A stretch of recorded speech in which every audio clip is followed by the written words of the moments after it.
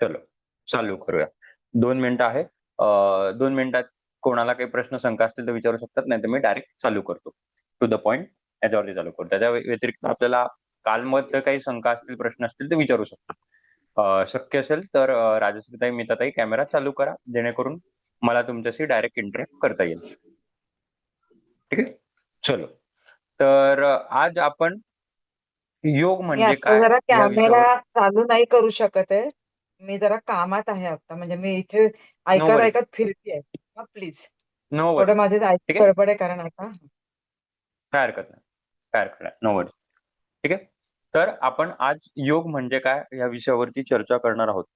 आतापर्यंत पण तुम्ही योग करत आले, काही न काही नक्कीच कोणत्या तरी स्वरूपात योग, योगा वगैरे काहीतरी करत होते. वेगवेगळ्या एक्सरसाइज करत असतील, वेगवेगळ्या ऍक्टिव्हिटी करत असतील. तर सगळ्यात पहिले म्हणजे मलाच तुम्हाला प्रश्न विचारायचा आहे की आपण योग म्हणजे काय किंवा योगा का करावा.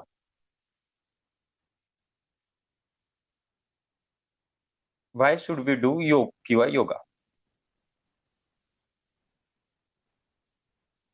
योगामुळे आपल्याला स्फूर्ती मिळते.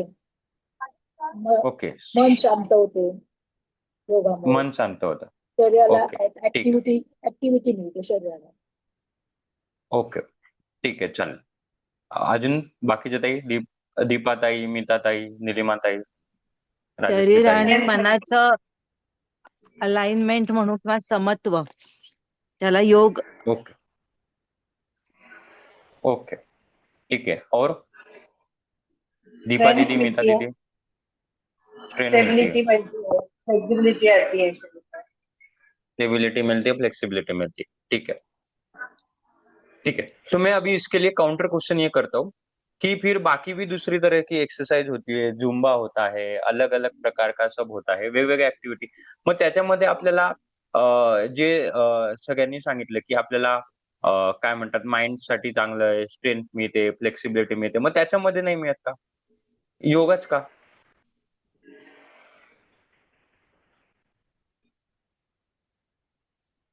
काय योगा.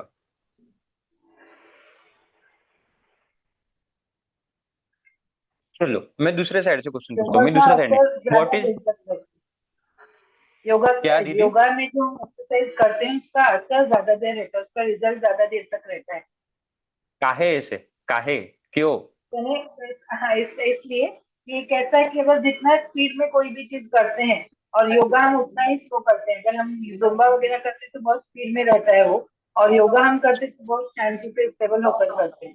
तो जितना हम स्पीड उसका कम रखते हैं उस चीज का फायदा हमारे शरीर को उतना ज्यादा देर तक रहता है। ओके, ठीक है. Then what is difference between yoga and योग.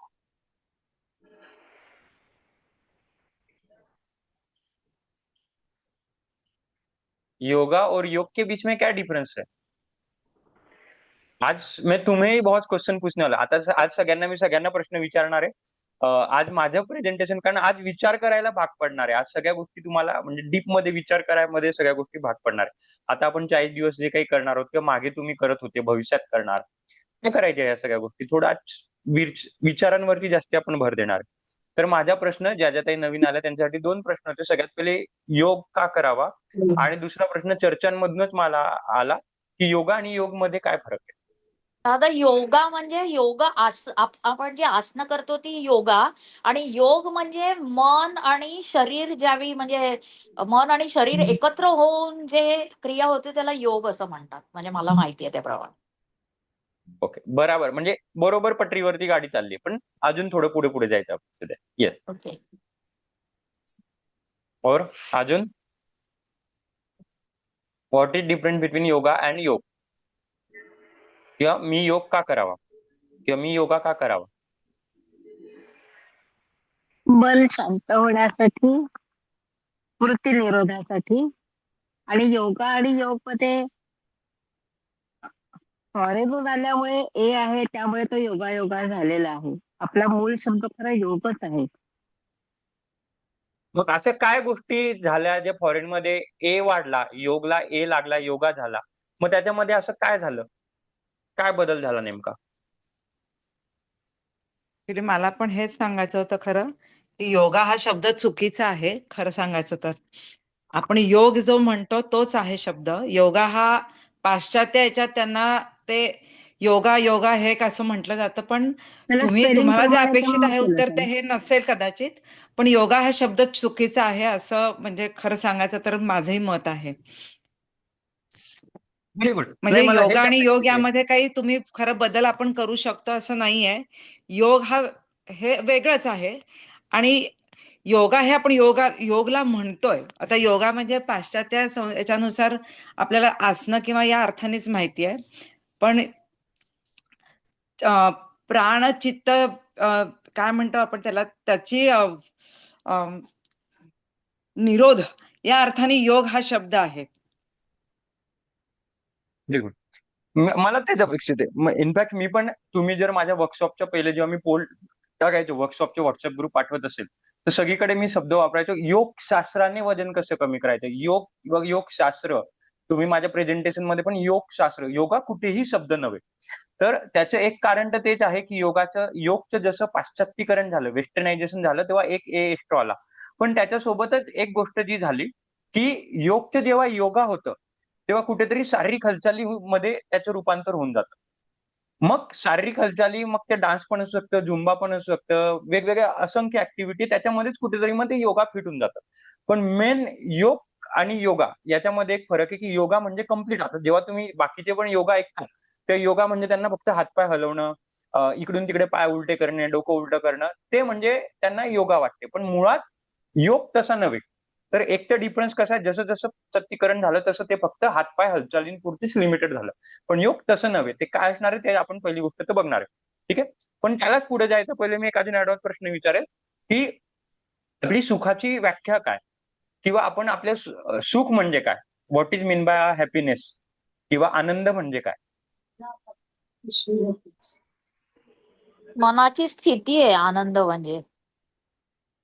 ओके. आणि मग सुख म्हणजे?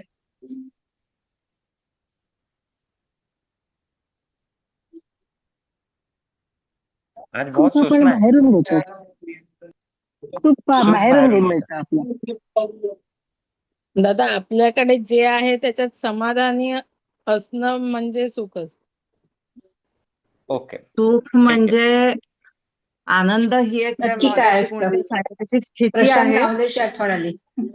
हा जिला जे बाह्य गोष्टींवरती काहीच अवलंबून नसतं. आनंद हा, आणि सुख आणि दुःख ही एखादी गोष्ट मिळाली म्हणजे सुख, एखाद्या गोष्टीचा अभाव असला किंवा ती मिळाली नाही तर ते दुःख होतं. पण आनंद हा तुम्हाला काही तुमच्याजवळ असो नसो, काही मिळो न मिळो, ह्याच्यावरती आनंद अवलंबून नसतो. ती मनाची स्थिती आहे. ओके. Very good. बाकीच्या ताईंचं काय म्हणणं आहे? ज्या ज्या ताई लेट आल्या त्यांनी कॅमेरा प्लीज चालू करून घ्या. आज इंटरॅक्टिव्ह सेक्शन असणार आहे. ऑब्व्हियसली प्रेझेंटेशन तर आहेच माझं, पण मला तुम्हाला काही गोष्टी विचार करायला भाग पाडायच्या, कारण नाही तर आपलं पण तेच होईल, आपण नुसतं हातपाय हलवत राहू. तर विचार करायला जेव्हा भाग पडाल, जेव्हा मी तुमचा चेहरा पाहणार, तुम्ही माझा चेहरा पाहणार, आणि काही चुकीचं काही बरोबर नाही, सगळ्यांचे उत्तर बरोबर. तर हा, बाकीच्या ताईंचं पण मला मत ऐकायला आवडेल की व्हॉट इज मीन बाय सुख, what is the definition of having आनंद और हॅव्हिंग अ प्लेजर. मला असं वाटतं येस की काजल ताई. व्यक्तीनुसार सुखाची व्याख्या किंवा प्रत्येकाची वेगवेगळी असते, नाही का? की कुणाला वयस्कर एजेड माणसांना एखाद्या छोट्याशा मंदिरात जाऊन सुख किंवा आनंद मिळतो तिथं गेल्यानंतर. तर प्रत्येक एजनुसार आनंदाची सुखाची व्याख्या म्हणजे व्यक्ती बदलला की ती व्याख्या पण मला असं वाटतं की बदलत जाते. आता जसं लहान मुलांना खेळण्यातनं आनंद मिळतो, थोडंसं खेळलं तरी ते खुश होतात, तसं एजेड लोकांना मंदिरात वगैरे गेल्यावर तिथं त्यांना आनंद मिळतो. गृहिणी झालं तर एक स्वयंपाक कोणी जर केला असेल, कोणी त्यांना छान वगैरे म्हटलं, तर त्याच्यातनं त्यांना म्हणजे अशा छोट्या छोट्या गोष्टींमध्ये आनंद मिळतो. त्याच्यामुळं व्यक्तीनुसार ती व्याख्या मला असं वाटतं की बदलत जाते. ओके. ठीक आहे. मग जर लहान मुलांच्या हातातून खेळणं काढून घेतलं, किंवा एका वृद्धाला मंदिरात जाऊच दिलं नाही, किंवा गृहिणीने किती पण मन लावून स्वयंपाक केला आणि तिच्या स्वयंपाकाला मी नावं ठेवले, मग तो आनंद राहणार का तो? नाही. मग मग तो आनंद कसला? जर त्या आनंदाला मोजमाप आहे आणि ते आनंद फक्त एक जस्ट विदिन अ सेकंड जर तो चेंज होणार असेल, ज्याला आपण क्षणभंगूर म्हणतो, तर मग ते खराच आनंद आहे का? कारण तो आनंद आपण हा दुसऱ्यांच्या हिशोबाने मोजतोय. कारण जर स्वयंपाक आवडला, किंवा जर मुलांचं जेव्हा खेळणं होतं तेव्हा त्याच्यापुरती आनंद होता. हे खेळणं काढून घेतलं की त्याच्यासाठी आनंद हमने छीन लिया. किंवा खेळेल खेळेल आणि एक वेळेला बोर होईल, तोच ते खेळणं फेकून देईल आणि त्याला त्यासाठी आनंद ते राहणारच नाही. मग त्याला आता पुढच्या आनंदाचा तो दुसरा खोजत राहील. मग नेमका आनंद काय? आपण मग आज समजा एखाद्या गृहिणीने चांगली पालकाची भाजी बनवली, समोरच्याने स्तुती केली, तिला आनंद झाला. आता पुढच्या वेळेला ती जेव्हा मेथीची भाजी बनवेल तेव्हा तिची अपेक्षा असेल की समोरच्याने पण स्तुती करावी. कितीही चांगली केली असली आणि समोरच्याला आवडली पण आणि चुकून पण स्तुती केली नाही, तर मग तिचा आनंद नाही, उलट तो आनंद कुठेतरी द्वेषामध्ये, किंवा द्वेष नाही म्हणता येणार त्याला, पण कुठेतरी काय म्हणतात त्याला, की नाही याने माझी स्तुती का नाही केली किंवा हिने माझी स्तुती का नाही केली. म्हणजे ऍक्च्युअली मग तो आनंद हा वेगळ्या याच्यात ट्रान्सफर होतोय. मग तो खरंच आनंद आहे का? काजलताई, तुम्ही हात ट्रेन केला. येस, तुमचं मत मांडू शकता. दादा तुम्ही आता म्हटलं तसं म्हणजे स्वयंपाक चांगला झाला तर प्रशंसा केली, नाही म्हटलं तर आपलं मन दुखवतं. पण मनाची स्थिती जेव्हा दुसऱ्याने काही निंदा करो किंवा प्रशंसा करो आणि त्यावेळी जे मनाला आपल्या काहीच फरक पडत नाही. म्हणजे कुणी चांगलं म्हटलं नाही म्हटलं तरी ती जी मनाची स्थिती असते म्हणजे बाकीच्या भोवतीच्या परिस्थितीचा मनावर काही फरक पडत नाही. म्हणजे जरी आपली इच्छा पूर्ण हो न हो, ती जी स्थिती आहे त्याला आनंद म्हणतात. म्हणजे मन न्यूट्रल, कुठल्याही गोष्टीचा काही फरक पडत नाही. मनासारखं होऊ दे, मनाविरुद्ध होऊ दे, तरी पण म्हणजे झालं तरी मला आनंद आहे, नाही झालं तरी पण मला आनंद आहे, असं आपण म्हणतो ना, ती स्थिती म्हणजे आनंद असं माझ्या दृष्टीत. ती स्थिती कशी करायची? ती स्थिती कशी, कुठे विकत भेटते काय? कोणत्या, मुंबईला भेटते, पुण्याला भेटते, किंवा कुठून ऑनलाईन ऑर्डर करायची काय ती स्थिती? How to achieve that particular स्थिती? दादा ते भगवद्गीतेमध्ये 2 श्लोक आहेत ना, सुख दुःखे समे कृत्वा लाभा लाभौ जया जयौ व्हेरी बंधम गुड. मोक्षंचया वेत्ती. सुखादुःखात मनाची अवस्था सेम राहायला पाहिजे. तसंच समाज शत्रौच्या मित्रेचं, मित्र काय किंवा शत्रू काय असं मनाची स्थितीच नाही की कोण हा माझा मित्र आहे का हा शत्रू आहे. सगळेच माझे, सगळे आजूबाजूला जे आहेत ते सगळेच म्हणजे माझंच किंवा देवाचंच रूप आहे आणि त्याच्याबरोबर तसं ज्यावेळी आपण बघून वागतो त्यावेळी आपल्याला तो एक कदाचित आनंद मिळत असेल. Got it. तुमचं आणि काजल त्यांचं उत्तर अगदी बरोबर होतं. पण माझा प्रश्न, आपल्याला तर हे थेरोटिकल माहिती आहे की कसलंही सुख नाही किंवा कसलंही दुःख नाही, आपण बॅलन्स आहे, न्यूट्रल आहे, कसला त्याच्याने फरक पडत नाही, काय नाही. पण माझा प्रश्न आहे की हे अचीव्ह कसं करायचं? हे आता माहिती आहे की हा मनावर जे काम आनंद करून. असतो हे सुख असतं. मनावर श्वास काम कसं करणार? श्वास मनावर श्वासावरती कसं काम करणार? ध्यान करून, ध्यान ध्यान साधना कसं करून. करणार? ध्यान कसं करणार? ध्यान करायला बसलं तर वेगवेगळे विचार येतात. कैसे करेंगे? मेडिटेशन, ध्यान. ओके. आता ह्याच प्रश्नांच्या शोधात हा जो क्वेश्चन मार्क, आता सगळे येऊन आपण ज्या क्वेश्चन मार्क वरती थांबलोय तिथून आता मी सुरुवात करतोय. आणि ह्या शोधामध्ये ह्या प्रश्नाचा शोध घेणं म्हणजे योग. मी जर समराईज करणं झालं तर, योग म्हणजे कुठेही शारीरिक हालचाली, हातपाय हलवणे, डोकं उलटं करणं, पाण्यात तोंड टाकणं, शीर्षासन करणं, एका पायावर उभं राहणं, ते म्हणजे ते योगा झालं. आता हा फरक आहे योगा आणि योग मध्ये. आता तुम्हाला काय, हे सगळं जे आतापर्यंत आपण करत होतो ते योगा करत होतो सो कॉल्ड.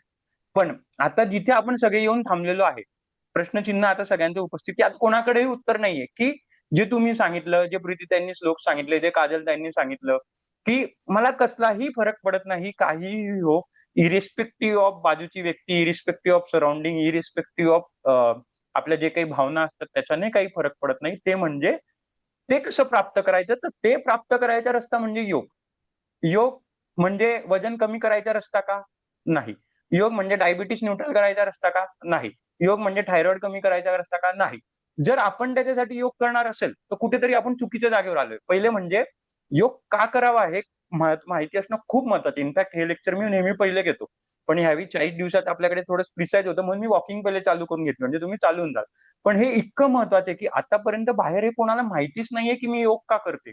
इनफॅक्ट त्यांना योग करते हेच माहित नाही. ते योगाच करत असतात आणि योगाच्या नावाखाली मुळात हातपाय चालवत असतात. पण योग हा कन्सेप्ट कम्प्लीट, म्हणजे आपण का मुळात योग करतो हेच माहित नसतं. अच्छा, आता अजून एक मी तुम्हाला सांगतो की खास तर करून आता दीपाताई आहेत, जैन समाजाचे जे असतात किंवा बाकी पण असतात, ऋषी मुनी वगैरे, गौतम बुद्ध वगैरे झाले, जे जे जे लोक फार जास्ती खूप गोष्टी अचीव्ह करून घेतात ना. गौतम बुद्ध एका काही सम्राट होते, राजा होते, किंवा जैन जे जास्ती वेल्दी असतात किंवा काय वगैरे असतात, ते सगळ्यात पहिले संन्यास घेतात. संन्यास घेतात कारण ह्या सगळ्या गोष्टी जे आपण म्हणतो, वेल्थ म्हणतो किंवा शारीरिक आपण म्हणतो, कोणाकोणाच्या आनंदाची, सुखाची व्याख्या अशी असते, की मला खूप पैसा मिळो, पण ते क्षणभंगूर असतं. कोणाचं असतं, की मी खूप फॉरेन ट्रिप मारेल, क्षणभंगूर आहे. कोणाचं असतं, की मी निरोगी राहावं, प्रॅक्टिकलच नाही निरोगी राहणं वगैरे. मोठे-मोठे स्वतः स्वामी विवेकानंद कसे वारले किंवा स्वामी विवेकानंदचे गुरु कसे वारलेले किंवा तुकाराम महाराज या वगैरे यांना सगळ्यांना प्रत्येकांना व्याधी होत्या. जे सगळे मोठे होते प्रत्येकांना व्याधी होत्या. मग आपण तर देव नाही, आपण तर कोणी मोठे साधू संत नाही, आपण तर नॉर्मल मनुष्य. मग आपल्याला व्याधी नाही होणार किंवा व्याधी होणारच नाही भविष्यात याच्यासाठी योग नव्हे. मग योग कशासाठी आहे? तर योग हा स्वप्राप्तीसाठी आहे. आणि स्वप्राप्ती कशाला होईल? स्वप्राप्ती जेव्हा मी माझ्या मनाला मध्ये झाकून बघेल, त्याच्यासाठी योग. आणि मी माझ्या मनाला कसं झाकून बघेल? कसं झाकून बघेल?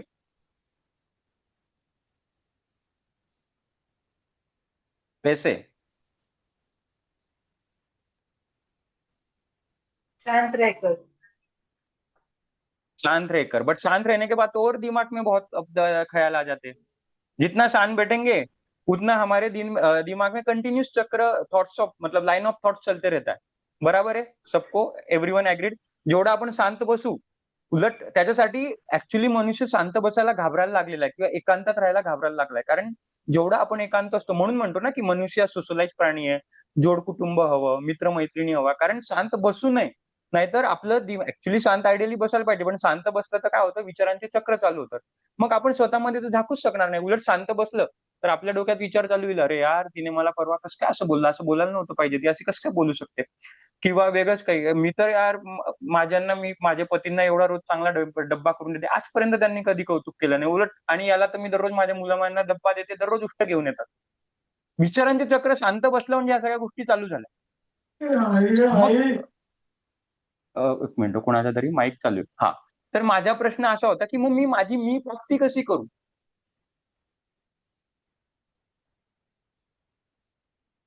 तर मी प्राप्ती करायसाठी पहिले मला ईश्वराला प्राप्ती करावी लागेल.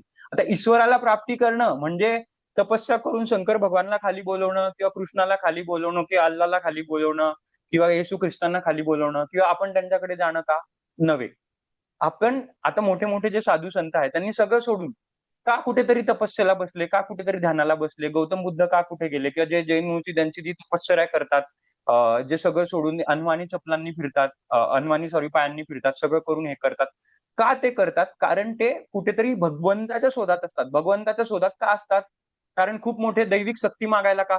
की मला ब्रह्मास्त्र मिळो, मला अमकं वस्त्र मिळो, मला जसं पहिले आपण ऐकत गेलो गोष्टींमध्ये की मला कोणी हरवू नको शकायला किंवा मी चिरायू जगायला पाहिजे, असे पहिले वरदान मागायचे ना. मग आता जे सगळे साधू संत हिमालयांवरती जातात, सगळे तपस्या करतात किंवा जे सगळं शोधून देतात किंवा गौतम बुद्ध वगैरे, मग यांनी त्याच्यासाठी केलेली का? यांनी देवाचा शोध त्याच्यासाठी घेतलेला का?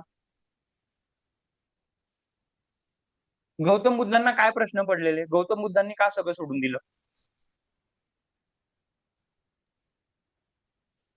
त्यांना जाताना एक प्रेत यात्रा दिसलेली.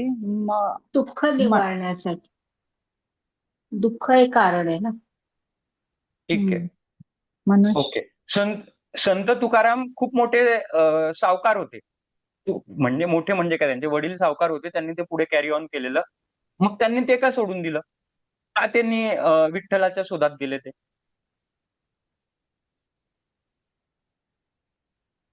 तर मी काही साधू संत नव्हे, थोडं स्पिरिच्युअल बोलायला, पण मला तुम्हाला प्रश्न म्हणजे विचार करायला भाग पाडायचा. मनात शांतीसाठी दादा. मनाच्या शांतीसाठी. ते तर सावकारीमध्ये खूप चांगलं त्यांचं सगळं होतं. पण संत तुकारामांचं जेव्हा दुष्काळ पडला होता, खूप तेव्हा महाराष्ट्रात भीषण दुष्काळ पडला होता. त्यांची सगळ्यात पहिले वडील वारले, आई वारले, सगळे वारले वगैरे. मग खूप प्रश्नांची उत्तरं मिळत नव्हती. गौतम बुद्धांना पण खूप प्रश्नांची उत्तरं मिळत नव्हती. स्वामी विवेकानंदांना, त्यांचे जे गुरु होते, त्यांना खूप प्रश्नांची उत्तरं मिळत नाही. मग जेव्हा आपल्याला बाह्य प्रश्नांची उत्तरं मिळत नाही किंवा बाह्य गोष्टींमध्ये संतुष्टी मिळत नाही, आनंद मिळत नाही, तेव्हा आपण मध्ये झाकायला सुरुवात करतो. आणि मध्ये झाकायला सुरुवात करतो, मग आपण आपलं पोस्टमार्टम करून मध्ये झाकायला सुरुवात करतो का? नव्हे. आपण ईश्वर प्राप्ती करून मध्ये झाकायला सुरुवात करतो. ईश्वर प्राप्ती दरिया आहे खाली. ईश्वर प्राप्ती हमें हमारे अंदर तक पोहोचने का दरिया है. ईश्वर प्राप्ती हमें सिद्धियां प्राप्त करने के लिए नहीं है. आजकाल कोणी जर कोणते बाबा वगैरे म्हणत असतील मला सिद्धी आहे, मी तुमचे पर्ची आके मी तुम्ही बोलूंगा वगैरे, ते सगळं काय म्हणतात त्याला सणगंगूर आहे. जर सिद्धी आपण त्याच्यासाठी जर कामाला लावत असतो, मुळात हनुमाना हा अष्टसिद्धी होता. नॉट फॉर अष्टसिद्धी, अष्टसिद्धी दाता होता. म्हणजे सिद्धी अष्टसिद्धी तर नव्हत्या. त्याच्याकडे ती पॉवर होती की ती देऊ शकत होता, पण तरीही त्याला माहित नव्हतं की मी अष्टसिद्धी दाता आहे. कारण तो स्वतःच्या झाकात होता. स्वतःच्या झाकात कसा होता? कारण तो रामाचा जप करत होता, रामाच्या शोधात होता, तेव्हा तो स्वतःमध्ये झाकून होता. तर तो स्वतःचा शोध घेणे, तो स्वतःमध्ये आपण मध्ये मनाला प्रश्न विचारणे, देवाची मदत घेऊन, ते म्हणजे योग. आत्मज्ञान. आत्मज्ञान म्हणा, आत्मचिंतन म्हणा, आत्म ओळख म्हणा, स्व ओळख म्हणा, स्वपरीक्षण म्हणा, ते म्हणजे योग. आतापर्यंत तुम्ही कम्प्लीट जो योग विचार करत होते किंवा आपण योग नव्हे योगाच विचार म्हणून याच्या मी जेव्हा मोठ्या मोठ्या कॉन्फरन्सला बोलतो, आता पण 21 जूनला मला बोलवलेलं आहे, तर मी सगळ्यात पहिले स्टेजवरती हाच मुद्दा क्लिअर करतो की जर तुम्ही मला योगासाठी बोलवलं असेल तर मी कदाचित तो बरोबर व्यक्ती नाही. तुम्ही मला योग बद्दल बोलायला लावा, मी तुम्हाला एक संतच बोलू शकेल. पण जर तुम्ही योगासाठी बोलवणार असेल तर माझ्यापेक्षा खूप कोणी एक्सपर्ट आहे जे तुम्हाला चांगले हातपाय हलवायला शिकवतील. आपण इथे हातपाय हलवायसाठी किंवा ऑब्व्हियसली जर योग ही प्रोसेस फॉलो केलं तर आपण कुठेतरी स्वतःला झाकायला सुरुवात करतो. तर स्वतःला झाकायमध्ये तुम्हाला शारीरिक प्राप्ती पण मिळेल भरपूर. ऑब्व्हियसली त्या स्टेप्स मध्ये साईड प्रॉडक्ट्स आहे, जे काही तुमचं वजन कमी व्हायचं, डायबिटीज बीपी हे पण मिळेल, काही धनप्राप्ती पण मिळेल, काही आंतरिक खुशी पण मिळेल, काही आजूबाजूची कौटुंबिक खुशी पण मिळेल. कारण सगळ्या गोष्टी at the end of the day आपण स्वतःच्या मध्ये घुसत असतो ना, तर स्वतःच्या मध्ये घुसाघुसामध्ये आपण हळूहळू शांत व्हायला लागतो. शांत व्हायला लागलं म्हणजे जे कौटुंबिक जे प्रॉब्लेम असतात ते हळूहळू सॉल्व्ह व्हायला लागतात. कौटुंबिक प्रॉब्लेम सॉल्व्ह व्हायचा म्हणजे रिकाम्या कटकटी, आपण काय बोललो ते काय बोलले किंवा समोरचा पण काय बोलला तर आपण न्यूट्रल असतो, शांत असतो. शारीरिक व्याधी तर कमी होतच राहतात कारण आपण आसनं वगैरे करत राहतो. मानसिक आरोग्य चांगलं राहतं. जास्ती अनएक्सपेक्टेड आपण काय म्हणतात एक्सपेक्टेशन जास्ती ठेवत नाही किंवा ज्या गोष्टी भूतकाळात घडल्या त्या जास्ती धरून ठेवत नाही. हा सगळा प्रवासाचा भाग आहे. पण नुसतं मागच्या गोष्टी सोडून द्यायच्या म्हणून योग करायचा किंवा कोणी काही बोललं तर मला फरक पडू नये त्याच्यासाठी योग करायचा किंवा डायबिटीस कमी व्हायसाठी योग करायचा, तसं नव्हे. हे सगळे साईड प्रॉडक्ट आहे. कधी आपण स्वतःच्या शोधात म्हणजे ईश्वराच्या शोधात गेलं तर ह्या सगळ्या गोष्टी डेफिनेटली आपल्याला मिळणारच आहे. All these are side products only. That is mean by yog. आतापर्यंत तुम्ही जे काही ऐकत होत्या ते सगळे मिथ्या आहे. योगा हात हलवणे, पाय हलवणे वगैरे ते सगळे योगा, त्याला एक्सरसाइजच्या कॅटेगरीमध्ये टाकून द्यायचं. आपण एक्सरसाइज करत नाहीये. म्हणून तुम्ही जर सकाळी बघत असाल तर परत आपण पहिले ओंकार करतो, ध्यान करतो, मध्ये मध्ये पण मी काउंटिंग करताना पण देवाचं नाव घेतो. शेवटी पण आपण देवाला माफी मागतो, देवाला मागतो जे काय असेल ते तुला द्यायचं असेल तर दे, जे काही चूक झाली असेल ते पण सोडून दे. प्रत्येक गोष्ट आपण आता कोणी म्हणेल मी तर देवाला मानतच नाही. मग देव म्हणजे काय? कोण म्हणतो मैं तो भगवान को नहीं मानती, मैं तो इस पे सब विश्वास नहीं रखती, मी याच्या सगळ्यात विश्वास मध्ये नाही ठेवत. मग what is mean bye Dev?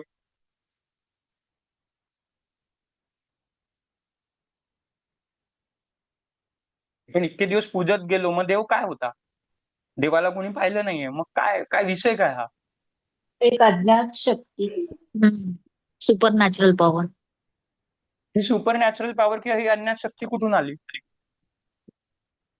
Universe मधनं. ओके, हे युनिव्हर्स कुठून आलं? आपले ग्रह तारे किंवा म्हणजे मिल्की वे आपण जे म्हणतो ते सगळं. कारण ओके, ही मिल्की वे कुठून आली? नाही, व्हेरी गुड. हे डिस्कशन आहे म्हणजे त्याच्यातूनच मुद्दे निघत जातात. अच्छा, जर मी नसेल, मी ओमकार बळेल नसेल किंवा प्रीतीताई नसतील तर ह्या मिल्की वेला अर्थ आहे का?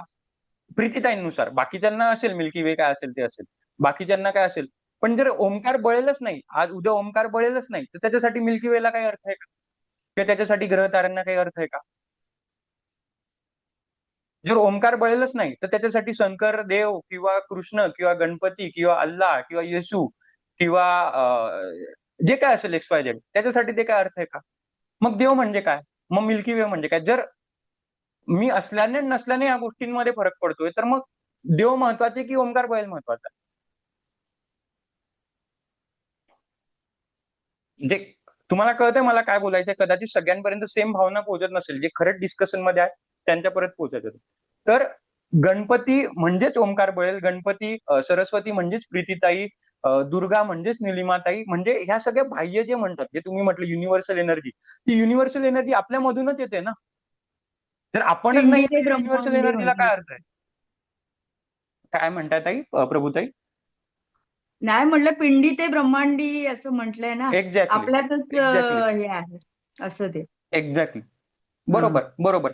तर मग आपण जे गणपतीला पुजतो, आपण जे देवाला पुजतो, नेमकं ते देवाला आपण सगळं पुजतो. पण ते कशासाठी पुजतो? पहिले आपण आपल्यामध्ये मी पूजायला, आता मी पूजायला म्हणजे आपण आपली आरती ओवाळायची का नव्हे. मी माझ्या मध्ये शोधात घ्यायसाठी आपण मुळात देवाची पूजा करतो. आता परत देवाची पूजा आपण शारीरिक काय म्हणतात त्याला, गोष्टींसाठी करतोय ती वेगळी गोष्ट. गणपतीला आपल्याला जर परीक्षेत पास व्हायचं असेल तर बरोबर गणपतीच्याच पाया पडायला जाऊ. पैसे पाहिजे असतील तर बरोबर लक्ष्मीपूजनाच्या लक्ष्मीलाच पाया पडायला जाऊ. शक्ती पाहिजे असेल तर बरोबर शनिवारच हनुमानाच्या पडायला जाऊ. आता ही कम्प्लीट वेगळी गोष्ट आहे. आपण आपल्या स्वार्थानुसार या मूर्ती पूजनामध्ये गेलेलो आहे. पण ऍक्च्युली देव म्हणजे काय? देव म्हणजे मी माझ्यामध्ये शोधेल. 108 प्रत्येक मंत्र 108 मध्ये का करतो? माळ 108 का असते? जे काही देवाचे 108 होम 108 वेळा का करतात? कारण 108 याला काय 108चं काय महत्व आहे? 108च का? 109 का नाही? किंवा 107 का नाही?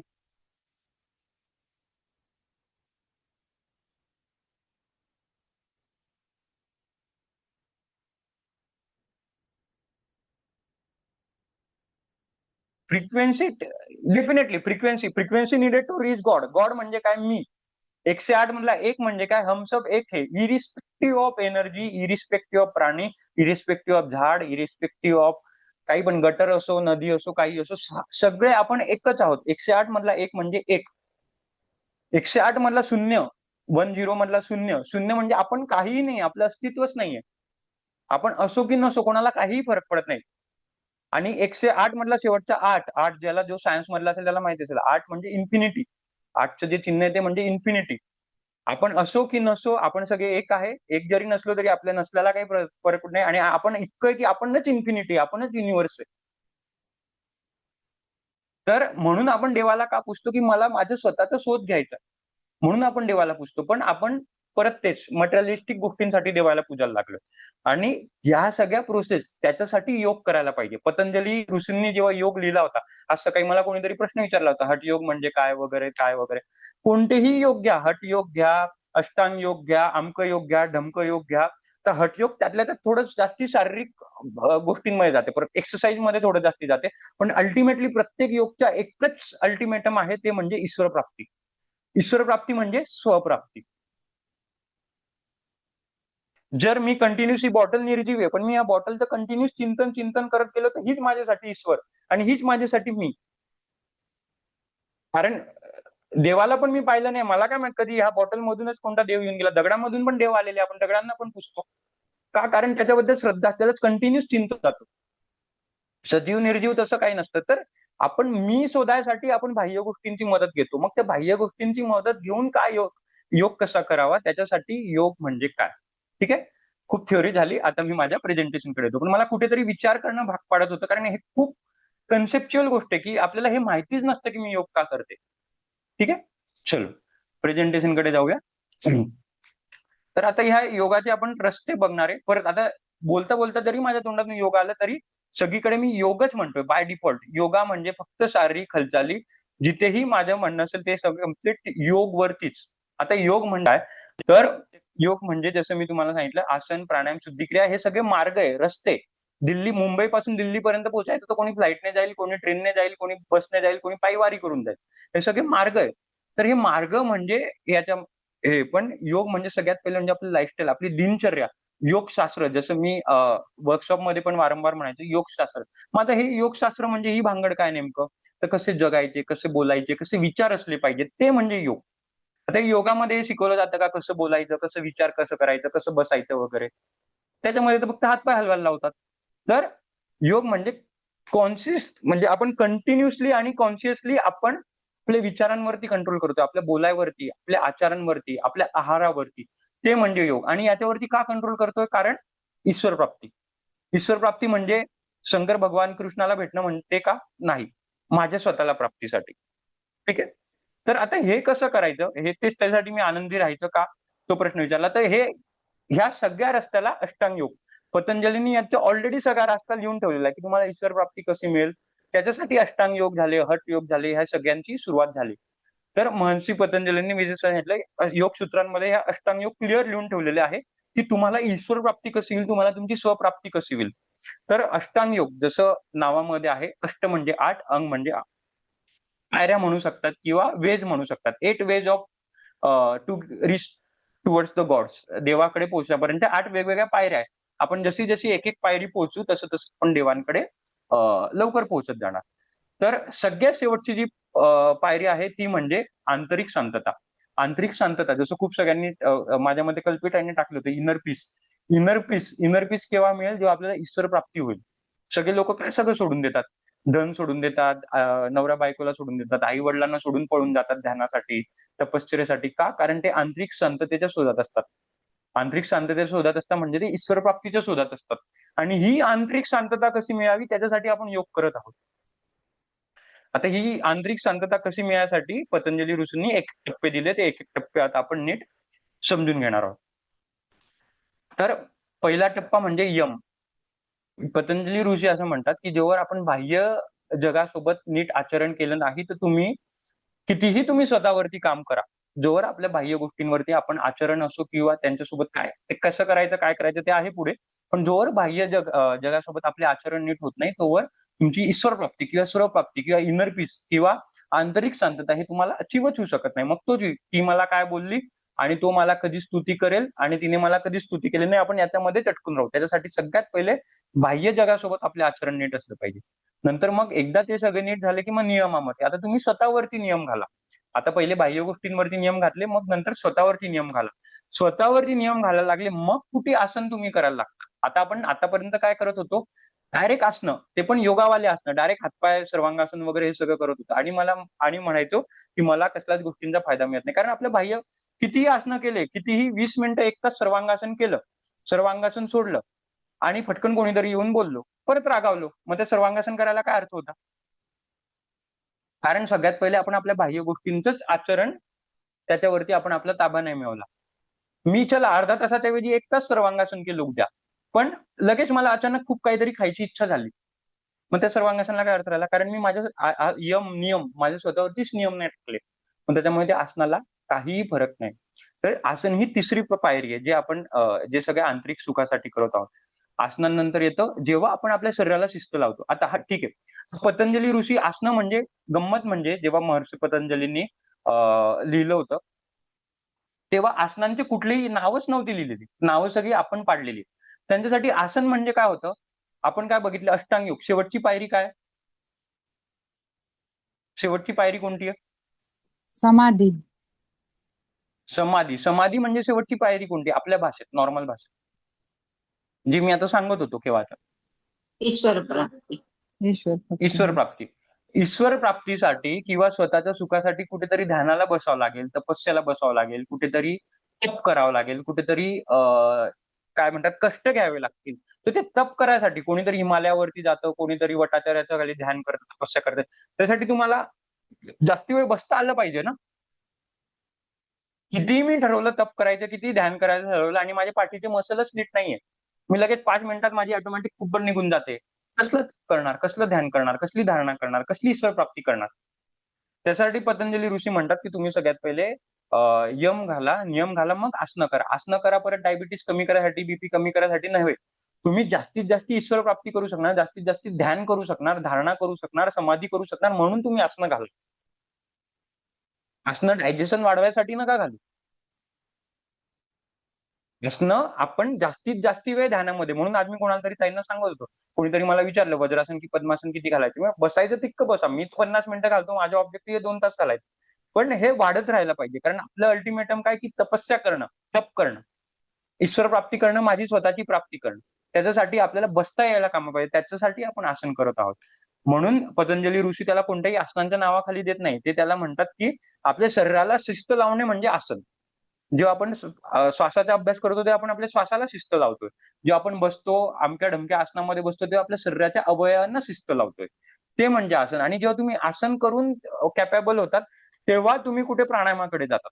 आता तुम्ही तुमचे शारीरिक जे काही ऑर्गन्स आहेत, जे काही अवयव आहेत, त्याच्यावरती तुम्ही कंट्रोल करू शकतात. आता तुम्ही कॅपेबल झालाय श्वासावरती कंट्रोल ठेवायसाठी.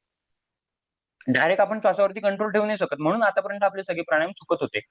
तर सगळ्यात पहिले यम, नियम, आसन, प्राणायाम. एकदा कुठे तुम्ही प्राणायामावरती म्हणजे श्वासावरती कंट्रोल घेतलं, तेव्हा कुठे तुम्ही प्रत्याहार म्हणजे आपले जे इंद्रिय असतात, 5 इंद्रियांवरती, तेव्हा त्याच्यावर कंट्रोल करू शकता. म्हणून मग इथे तुमच्या प्रश्नांचे उत्तर देतं, की दादा मला क्रेव्हिंग खूप होते, खूप खावंसं वाटतं, अमकं खावंसं वाटतं, लगेच वास येतो. का? कारण आपण डायरेक्ट प्रत्याहार टॅप करतोय. आपण लगेच आपल्या शरीराकडून अपेक्षा करतो, की कितीही काही वाटलं, तर आपल्याला भूकच लागली नाही पाहिजे. कितीही सुंदर वास आला तरी आपल्याला काहीच नाही. का होईल? कारण आपला यमच नाही नीट, आपलं नियमच नाही, आपलं आसनच नाही, आपलं प्राणायामच नीट नाही. प्रत्याहार तुमचं होऊच शकणार नाही जोवर तुमच्या पहिल्या 4 स्टेप्स क्लिअर आहे. As simple as that. आपण आतापर्यंत सगळ्यांनी डायरेक्ट उड्या मारल्या आणि म्हणत होतो, "माझं वजन का कमी होत नाही? मला अमकं का नाही होत? मला ढमकं का नाही होत?" कारण आपण डायरेक्ट सगळ्यांनी शॉर्टकट घेतल्या. सगळ्यांनी शॉर्टकट्स मारलेले. हे सगळे स्टेप बाय स्टेप आहे. महर्षी ऋषी कितीतरी हजार तर नाही म्हणता येणार, कितीतरी शेकडो वर्षांपूर्वी 500, 600, 700 जे काही वर्ष असतील, त्याच्या वर्षी तेव्हा यांनी हे सगळं का लिहून ठेवलं? तेव्हा कुठे पावभाजी नव्हती, तेव्हा कुठे डायबिटीज नव्हता, तेव्हा कुठे कॅन्सर पण नव्हता.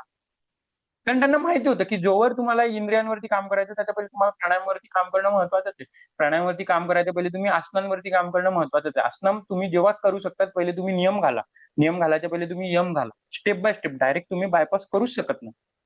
तर 5वी पायरी म्हणजे प्रत्याहार. 6वी पायरी म्हणजे धारणा. आता आपण जे काही करतोय, मी तुम्हाला पहिलेच सांगतो 40 दिवसात किंवा तुम्ही जगात कुठेही जा, तुम्ही कोणतंही मेडिटेशन करा. नाव ते तुम्हाला सांगताय मेडिटेशन. कदाचित मी पण म्हणेल, की आज आपण ध्यान करणार आहोत. पण ते बाय डिफॉल्ट धारणाच आहे. तुम्हाला जगात कोणीही रामदेव बाबा येवो, की कोणीही येवो, रामदेव बाबांचे गुरु पण येवो, कोणीही येवो. जर ते तुम्हाला म्हणताय, की तुम्हाला ध्यान करायचंय, तर ते बाय डिफॉल्ट धारणाच करायची. व्हॉट इज मीन बाय धारणा अँड ध्यान? कोण सांगेल? पुढचं 7वं ध्यानच आहे, पण तरी मला तुमच्याकडून उत्तर ऐकायला आवडेल. What is what mean by नाही, व्हॉट इज डिफरन्स बिटवीन धारणा अँड ध्यान?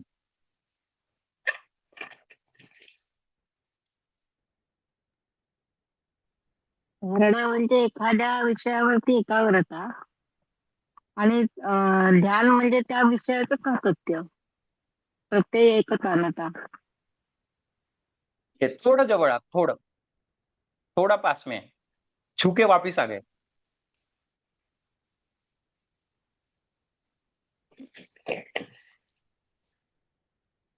तर धारणा म्हणजे धारणा म्हणजे एकाग्रता. जसं निलिमा त्यांनी सांगितलं, धारणा म्हणजे आपण कोणत्याही एका गोष्टीचा सपोर्ट घेतो. भले तो श्वास असो किंवा कोणी म्हणेल दोघी डोळ्यांच्या मध्ये विचार घ्या, कोणी म्हणे ओमला विचार करा, कोणी म्हणे स्वतःच्या आपल्या जसं विपස්සनामध्ये आनापानामध्ये आपल्या सेन्सेशन वरती करा. कोणी म्हणतं ज्या काही ज्यांना आता मी खूप साऱ्या कॅन्सरचे पेशंट असं पाहिलं, मी त्यांना तसं शिकवतो, की तुम्ही जे कॅन्सरवरती तुम्हाला जे रेडिएशनमुळे जिथे आग होते तिथेच कॉन्सन्ट्रेट करून तिथे करा. म्हणजे कोणत्याही आपण गोष्टींचं आता त्राटक करणार आहोत. त्राटकमध्ये आपण अग्नीचा सपोर्ट घेऊ, चंद्राचा सपोर्ट घेऊ. तर कोणत्याही गोष्टीची मदत घेऊन आपण ध्यान करणार आहोत. म्हणजे ती म्हणजे धारणा. आणि ध्यान म्हणजे काय? ध्यान म्हणजे तुम्ही कोणत्याच गोष्टीची मदत घेत नाही. आता तुम्हाला कसली जरूरतच नाही लागत. Without taking any support. मग आता तुम्ही आता जेपर्यंत जे काही सगळे ध्यान करत होते, ते नक्कीच कोणत्या ना कोणत्या गोष्टीचा सपोर्ट घेत होते. तुम्हाला कळत असो की न कळत असो. न कळत तुम्ही कोणत्या ना कोणत्या गोष्टीचा सपोर्टच घेत होते. त्याच्यामुळे ती धारणा होती. त्याच्यामुळे तुम्हाला कोणीही काहीही सांगेल. कोणी म्हणेल झोपल्या-झोपल्या हृदयाकडे लक्ष द्या, कोणी म्हणेल श्वासाकडे लक्ष द्या, कोणी म्हणेल कशावरतीच लक्ष नका देऊ. कशावरतीच लक्ष नका देऊ तेव्हा जेव्हा आपण असं मेंदूला म्हणतो, तेव्हा कशावरती लक्ष नका देऊ हेच आपल्या डोक्यात चालू असतं आणि त्याच्यावरतीच आपण धारणा करायला लागतो. जेव्हा मला म्हणाल कुछ मत सोचो, तुम्ही कुछ मत सोचो, कुछ मत सोचो हेच मेंदूला कमांड आहे, की हां, तुझे कुछ मत सोचना है, तुझे कुछ मत सोचना है. हेच आपल्यासाठी ध्यानाची मदत घ्यायला लागते. त्याच्यामुळे कधीही जर तुम्हाला कोणी सांगत असेल, की ध्यान करायला बसायचंय, तर ठीक आहे म्हणजे त्याच्यात कोणाला माहीत असतं, कोणाला नसतं माहीत. आपल्याला त्याच्यात इंटेलेक्चुअल डिबेटमध्ये पडायचं नाहीये. पण माझं सांगणं काम आहे, की धारणा हे आपण एखाद्या गोष्टीचं त्याच्यामुळे 40 दिवसात मी जे काही शिकवणार आहे किंवा सकाळी जे काही असतो, ती धारणा असणार आहे. आणि त्याची पुढची मग पुढची. पहिले तुम्ही धारणा नीट करा, पतंजली ऋषी म्हणतात आणि मग जेव्हा तुमची धारणा सगळी पॉवरफुल होते, तेव्हा तुम्ही ध्यानापर्यंत पोहोचता. की तुम्हाला आता कसलीच गरज नाही. तुम्ही फक्त येऊन मेडिटेटरी पोजमध्ये, ध्यानाच्या पोजमध्ये येऊन बसतात आणि ऑटोमॅटिक ध्यान लागतं. कोणी साप येवो, कोणी काही येवो, कोणी पाऊस येवो, कोणी कसलीही काहीही गरज पडत नाही. तुम्ही फक्त येतात आणि एकांतात बसून राहतात. कोणत्या देवाचं नाव घेत नाही, कोणत्या श्वासाकडे बघत नाही, कशाहीकडे बघत नाही. ते म्हणजे ध्यान आणि ती आहे 7वी पायरी. आणि सगळ्यात शेवटी पायरी म्हणजे जशी काजलताईंनी सांगितलं, ती 8वी पायरी म्हणजे समाधी. तर सगळं संपलं. समाधी म्हणजे मी माझा स्वतःचा शोध घेतला. ज्या दिवशी मी माझ्या स्वतःचा शोध घेईल त्या दिवशी माझी समाधी लागली, म्हणजे माझी ईश्वर प्राप्ती झाली.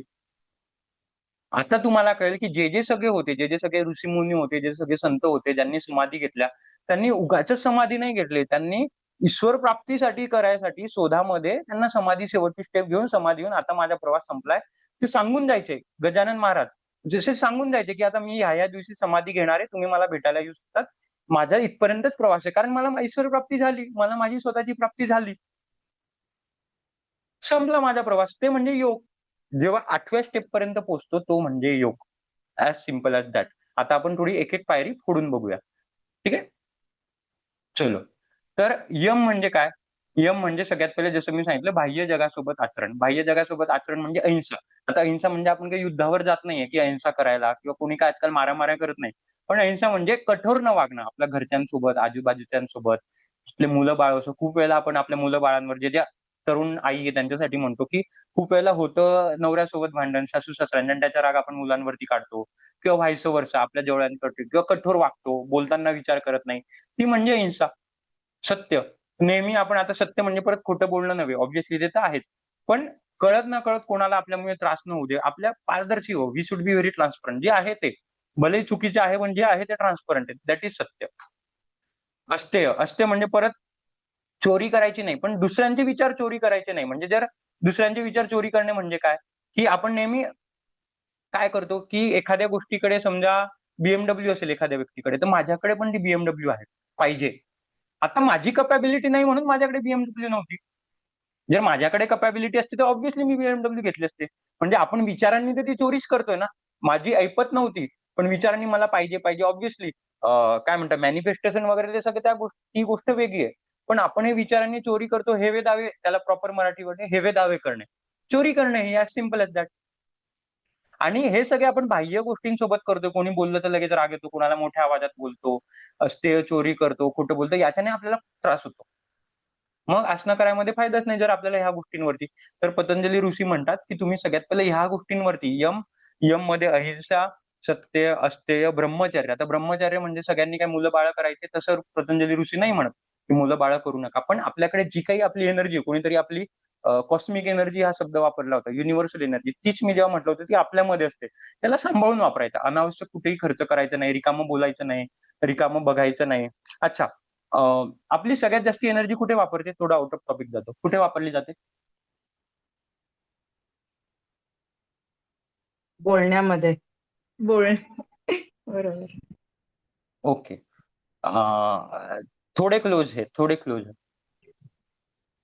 विचार करण्यामध्ये पण. ओके, अजून?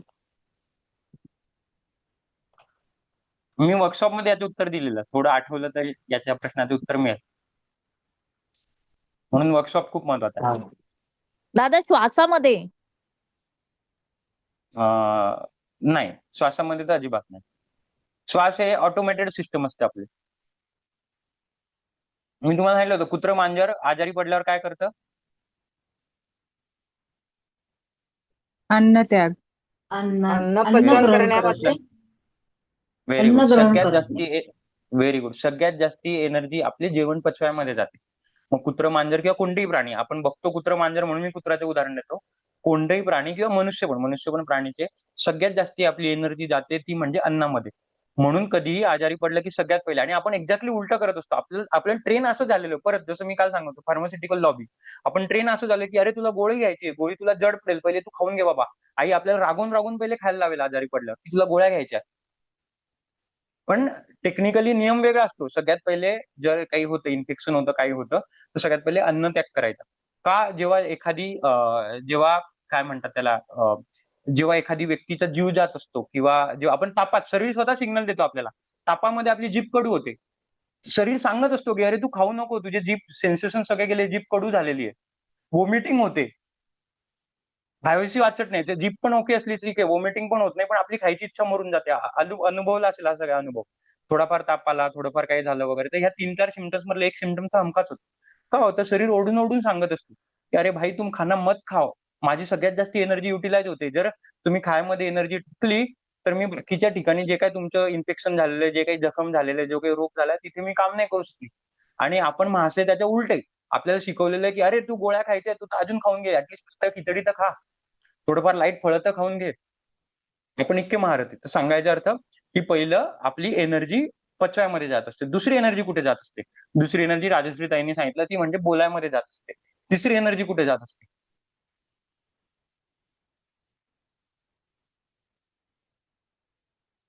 तिसरी एनर्जी किधर जाती है?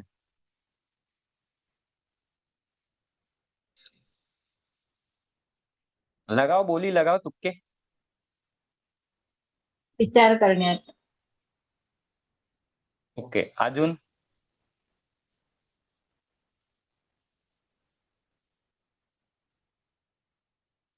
महाभारतली गांधारी आठवते?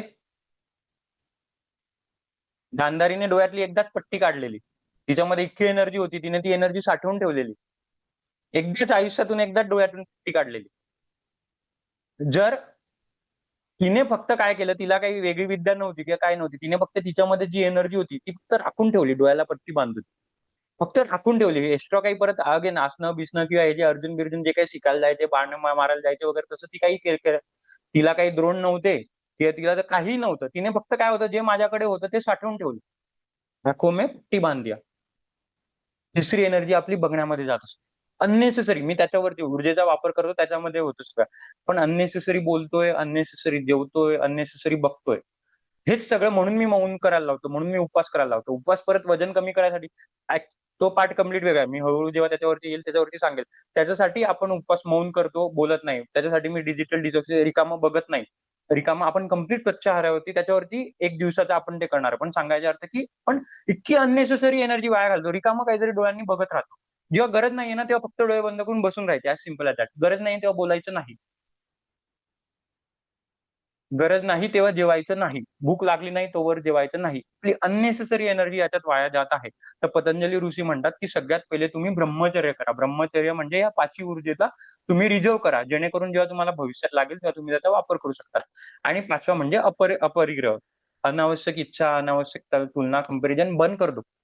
नाहीतर कितीही आसन प्राणायाम केलं, कितीही गोळ्या खा, कितीही काही खा, जोवर तुमचं बाह्य जगासोबत आचरण नीट नसेल तोवर तुम्ही पुढे जाऊच शकणार नाही. तोवर तुमच्या व्याधी, तोवर तुमचे जे काही मानसिक आरोग्य आहे ते नीट होणारच नाही.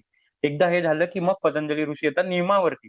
आता तुम्ही यम नीट करायला लागले, आता स्वतःवरती काही नियम घाला. स्वतःवरती नियम घाला म्हणजे शौच, स्वच्छता. शौच म्हणजे अंघोळ करणे नव्हे. आपलं शारीरिक, आपलं अन्न, आपण पोटामध्ये काय टाकतोय, आपण विचार काय टाकतोय मनामध्ये, ते म्हणजे शौच. ते स्वच्छ असलं पाहिजे. आपले विचार शुड बी प्युअरी प्युअर. म्हणून मी नामजप करायला लावतो. नामजप आता तुम्हाला काही लिहायला लावेल. मनात रिकामे विचार नको, टेन्शन नको, विचार शांत हवे, अन्न चांगलं हवं, पाणी चांगलं हवं, ते म्हणजे शौच. शौच झालं की संतोष, समाधान. जे आहे त्याचं समाधानी राहायचं. जास्ती तक्रार नाही, जास्ती कंप्लेंट नाही, काही नाही. समाधान जे आहे ते संतुष्ट राहायचं. तिसरं तप करायला पाहिजे. तप. जोवर आपण तपणार नाही तोवर आपल्याला एखाद्या गोष्टीचा फायदा मिळणारच नाही. मला सांगा, जे काही तपस्या करायला जातात, तुम्ही बघितलं असेल, कोणीतरी एका हातावरतीच तपस्या करेल, कोणी एक काहीतरी हात असा उलटाच करून ठेवेल, कोणी दोघी पायावरतीच उभे राहतील, कोणीतरी पाण्यात उलटच उभं राहील. वेगवेगळे तपायचे मेथड असतात. बघितलं असेल, कोणी जटाच खूप वाढवतील, नाहीतर आपले नागा साधू असतात, त्यांच्या तपस्येचे वेगळे मार्ग असतात. तपस्या म्हणजे काय, नावातच आहे, तप करणे. आपण काय करतोय, तप करतच नाही शरीराला. आपण शरीराचे इतके लाड पुरवतोय, वाटेल तेव्हा खायला द्यायचं, वाटेल तेव्हा झोपताना हीच अमकीच उशी पाहिजे, अमकच पाहिजे, कपडे पण अमकेच पाहिजे, ढमकच पाहिजे, चप्पल पण स्लीपर अशीच पाहिजे, पळताना जूते वैसे चाहिए. तप हा विषयच संपलाय. पतंजली ऋषी म्हणतात तुम्ही तपा, शरीराला त्रास द्या. जोवर तुम्ही त्रास देणार नाही तोवर तुम्ही ईश्वर प्राप्ती म्हणजे स्वतःच्या प्राप्ती करूच शकणार नाही. आणि कुठेतरी आपण आपलं हे तपणं कमी केलेलं आहे, शरीराला त्रास देणं कमी केलंय, म्हणून आपल्याला ह्या सगळ्या व्याधी होत आहेत. ठीक आहे. परत तप म्हणजे तुम्हाला कोणी म्हणत नाही की आता हा 10:30 वाजता गेल्या गेल्या लगेच पाण्यात उलटं टाकून, डोकं टाकून तपस्या करायला लागा. नाही. तप म्हणजे शरीराला जे काही आहे ते युज्ड टू होऊ द्या. ठीक आहे. चलो. पुढे स्वाध्याय. म्हणून मी तुम्हाला आता तुम्हाला भरपूर प्रश्नांची उत्तरं मी दिली. म्हणून मी तुम्हाला शुक्रवारी, शनिवारी स्वाध्याय देतात. कारण जोवर आपण स्वअभ्यास करत नाही, जोवर आपण आत्मनिरीक्षण करत नाही, तोवर आपण आपला स्वतःचा शोध घेऊ शकत नाही. माझं काय चुकतंय, काय माझं बरोबर होतंय, मी कुठे करायला पाहिजे, माझ्या बाह्य जगासोबत आचरण कसं आहे, स्वतःसोबत आचरण कसं आहे. त्याच्यामुळे स्वाध्याय खूप महत्वाचे आहे. कोणी कितीही गुरु कितीही गुरुद्रोणांनी अर्जुनाला शिकवू द्या, कितीही शिकवू द्या, जेव्हा स्वतः सराव केला नाही तोवर त्या विद्येचा फायदाच नाही. कितीही गुरु येऊ, स्वतः गुरु तुमच्यामध्ये घुसला एक दिवस, तरी त्याला काही अर्थ नाही. कारण जोवर तुम्ही स्वतः स्वाध्याय करणार नाही, आत्मनिरीक्षण करणार नाही, तोवर तुमचे जे काही यम, नियम, आसन, प्राणायाम असतील ते नीट होणार नाही. आणि सगळ्यात शेवट म्हणजे ईश्वर प्रणिधान. छोड दो. जो नहीं मिल रहा है वो छोड़ दो. ईश्वराला शरण घालून द्या. Surrender to the god. प्रत्येक गोष्ट मला मिळालीच पाहिजे किंवा नाहीच मिळत पाहिजे. एखादी गोष्ट मला नाही मिळत आहे, त्याचं काहीतरी कारण आहे मला मिळत नाही. जर मला डायबिटीज झालाय, मला काहीतरी कारण आहे. जर मला बीपी आहे, काहीतरी कारण आहे. सोडून द्या. Surrender to the god. प्रयत्न करत राहायचे. याचा अर्थ असं नाही की प्रयत्न करायचे नाही. प्रयत्न करत राहायचे, पण ईश्वराला सरेंडर करून द्यायचे. जेव्हा तुम्ही ही भावना ठेवाल ना, सरेंडर, ठीक आहे, जे होईल ते देव बघून घेईल, तेव्हा बघा जीवन किती सोपं होतं. आपण खूप वेळेला जोवर आई असते तोवर आई असते, पण जेव्हा आपले आई वडील वारतात, आपण म्हणतो आता आम्ही पोरकं झालो. जरी आई वडील अंथरुणात असतात, शेवटचे काही क्षण अंथरुणात असतात, तरी आपल्यावरती एक छप्पर असतं. आपल्याला माहिती काहीही झालं तरी ते सांभाळून घेतील, म्हणून आपण रिलॅक्स असतो. पण ज्या दिवशी आपले आई वडील वारतात किंवा नसतात आपल्यासोबत, तेव्हा आपण अचानक पोरकं होतो. जबकी तेव्हा आपण अजून मॅच्युअर झालेलो असतो. लहानपणापेक्षा अजून आपल्याकडे धन असतं, सगळं असतं, ओळखी असते. पण तरी आपण म्हणतो आता ते आपण पोरकं झालो का? कारण ती जी भावना असते ना इंटरनल, की बघून घेतील, माझ्यासोबत आई वडील आहे. तसंच देवाकडे, की जे काही आहे ते देव बघून घेईल. सगळेच मी कष्ट करायला नाही पाहिजे. दररोज मी 5,000 वॉक, नेमकं चालणं माझा भाग आहे. पण 5,000 वॉकने फायदा मिळेल की नाही मिळेल हे देवाच्या हातात आहे. आपण त्याच्यात काही नाही करू शकत. त्याच्यामुळे ईश्वर प्रणिधान खूप खूप खूप महत्वाचं आहे. जोवर आपली ही भावना होणार नाही, तोवर तुम्ही काहीही गड करून घ्या, कितीही मोठ्या कंपनीत काम करा, कितीही पैसे कमवा, कितीही तंदुरुस्त राहा, ईश्वर प्रणिधान इज द अल्टिमेटम. तर पतंजली ऋषी दुसऱ्या नियमामधलं 5वं म्हणतात की तुम्ही ईश्वर प्रणिधान करा. तोवरच तुम्ही आसनांकडे द्यायला पाहिजे. जेव्हा ह्या सगळ्या गोष्टी होतात, तेव्हा आपण आसनांकडे वळतो. आसनांकडे का वळतो ते मी तुम्हाला ऑलरेडी सांगितलं. शरीराची तयारी करतो. शरीराची तयारी म्हणजे जिम व्यायाम वगैरे करत नाही. एखाद्या आपल्या शरीराला नीट बसण्यासाठी, उभं राहण्यासाठी, चालण्यासाठी, तपण्यासाठी. आपण बघितलं आपलं ईश्वर प्राप्ती केव्हा होईल, स्वतःची प्राप्ती केव्हा होईल, जेव्हा आपण स्वतःला तपू. तपू म्हणजे मी एक हातावरती जे काही ध्यान करतात, एका हातावरती उभं राहून, 2 पायावरती उभं राहून, पाण्यात डोकं ठेवून ते तपतात. ते तपायसाठी पहिले त्यांचं शरीर तयार झालेलं आहे. ते काही आज झोपेतून उठले आणि उद्या डायरेक्ट तपायला लागले असं नव्हे. डायरेक्ट उद्या जाऊन नदीत उडी मारली आणि डोकं उलटं ठेवलं असं नव्हे. पहिले त्यांनी आसनं करून स्वतःवरती तुपवून घेतलंय. त्याच्यासाठी आसनं करायला पाहिजे. की जी काही मी तपणार आहे, मी जी तुम्हाला म्हटलं की कम्फर्ट नको, काही खायला नको, काही प्यायला नको. त्या तपायसाठी शरीर तयार तर झालं पाहिजे ना. तुमचे इसोफिगस, तुमचे स्मॉल इंटेस्टाईन, तुमचे लार्ज इंटेस्टाईन. शरीर तपणं म्हणजे फक्त हातपाय तपणं नव्हे, मधून पण तर तपायला हवं. थोडी भूक लागते, थोडं तर पडू द्या पोटाला. थोडं आपले छोटे आतडे, मोठे आतडे थोडं ताण पडू द्या, तपू द्या. पण आपण चोचले इतके पुरवतोय. त्याच्यासाठी आसन म्हणजे पतंजली ऋषी म्हणतात त्याच्यासाठी तुम्ही आसनं करा. शरीराला थोडं तयार करा, थोडं टपवू द्या. दॅट इज मीन बाय आसन. आपण जे काही करतोय ते सगळं एक्सरसाइज आहे. तुम्ही आतापर्यंत जे काही शिकले होते ते. ठीक आहे? आसनाची व्याख्या ही आहे.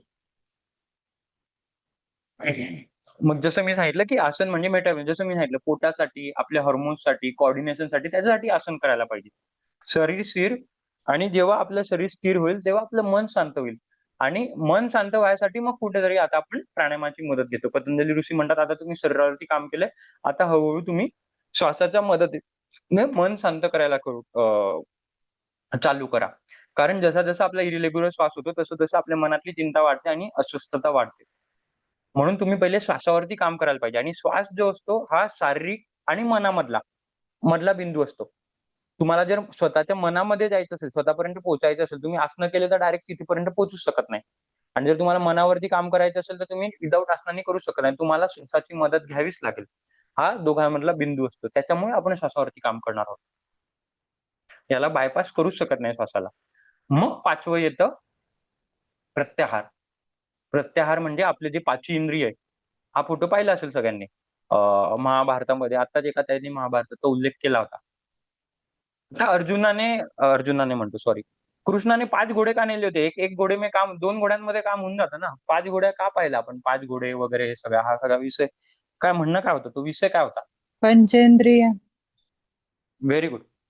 तर कृष्णाने अर्जुनांना म्हटलं होतं की जे काही तुझे आजूबाजूचे ते तुझ्या नातेवाईकांसोबत लढतोय किंवा जो काही अर्जुनाला जे काही महाभारत म्हणतो भगवद्गीता जी काय आहे तर बेसिकली कृष्णाचा आणि अर्जुनाचा संवाद आहे किंवा श्लोक जे आहेत ते त्यांचं कन्व्हर्सेशन आहे.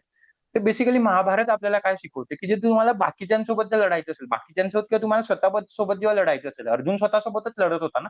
स्वतःला त्यांनी प्रश्न विचारले होते की मी यांच्यासोबत का लढू, मी हे का करतोय, हे सगळं का करतोय. तुम्हाला जेव्हा स्वतःसोबत लढायचं असेल, तुम्हाला जेव्हा बाहेरच्यांसोबत लढायचं असेल, तर तुम्हाला पंचेंद्रिय म्हणजे 5 घोड्यांवरती, कृष्ण म्हणतोय 5 घोड्यांवरती जेव्हा तुम्ही काबू करतात, तेव्हा अर्जुन महाभारत जिंकू शकेल. जोवर तुम्ही 5 घोड्यांवरती काबू करू शकणार नाही, तोवर तुम्ही महाभारत जिंकूच शकणार नाही. आणि महाभारत म्हणजे आपलं डायबिटीस, आपलं महाभारत म्हणजे आपला पैसा कमवणे, आपलं महाभारत म्हणजे आपला आनंद कमवणे, आपलं महाभारत म्हणजे पॅरिसला फिरायला जाणे. जे काही गोष्टी आहेत त्या केव्हा मिळतील, जेव्हा आपण पंचेंद्रियांवरती. आणि सगळ्यात मेन आपलं महाभारत म्हणजे ईश्वर प्राप्ती, म्हणजे स्वतःची प्राप्ती. ते केव्हा मिळेल, जेव्हा आपल्याला पण या याच्यावरती, आपल्या पंचेंद्रियांवरती ताबा करू. पण या पंचेंद्रियांवरती ताबा आपण असंच टाइमपास म्हणून करू नाही शकणार आहे, किंवा असंच आज इच्छा झाली म्हणून इच्छा असून पण करू शकणार नाही. कारण आपण यम बायपास केलाय, नियम बायपास केलाय, आसन बायपास केलंय, प्राणायाम बायपास केलंय. या 4 गोष्टी होतील तेव्हाच आपण प्रत्याहार करू शकणार आहे. आणि त्या प्रत्याहारासाठीच आपण पुढे मौन वगैरे जी काय आपलं लंघन फास्टिंग वगैरे ते करणार आहे. तर पतंजली ऋषी म्हणतात की तुम्ही आता जेव्हा प्रत्याहार कराल, तेव्हा सगळ्यात पहिले जिभेवरती, इथे तुमच्या येतं शुगर क्रेविंग, फूड क्रेविंग, हे सगळं जेव्हा कमी होईल, जेव्हा पहिले मागचे 4 स्टेप क्लिअर होतील. दृष्टी, डोळे, रिकामं स्क्रोलिंग, इंस्टाग्राम बघणं, फेसबुक बघणं, अमकं बघणं, डमकं बघणं बंद करून टाकायचं. सगळं अननेसेसरी डोळ्यांना मी सांगितलं. तिसरी सगळ्यात एनर्जी, आपल्यामध्ये एवढी ताकद असते, जी गांधारीकडे होती ती पण आपल्यामध्ये पण असते. आपण रिकाम्या गोष्टी बघतोय. ऍटलीस्ट जे गोष्टी महत्वाच्या त्याला आपण टाळू शकत नाही. स्वयंपाक करायचं तर भाज्यांना गॅसकडे पाहावंच लागेल, पण रिकाम्या गोष्टी टाळू शकतो. ऐकणे, रिकाम्या गोष्टी, गॉसिप, रिकाम्या चर्चा, कोण काय केलं, कोण, सगळ्या बंद करायच्या. कंटिन्युअस नामजप करत राहायचं. नामजपावरती मी कधी सांगेल, मनात कंटिन्युअस एकच गोष्ट पाहिजे, एका गोष्टीवरती टिक केला पाहिजे, एका गोष्टीची कंटिन्युअस चर्चा झाली पाहिजे, ती म्हणजे नामजप.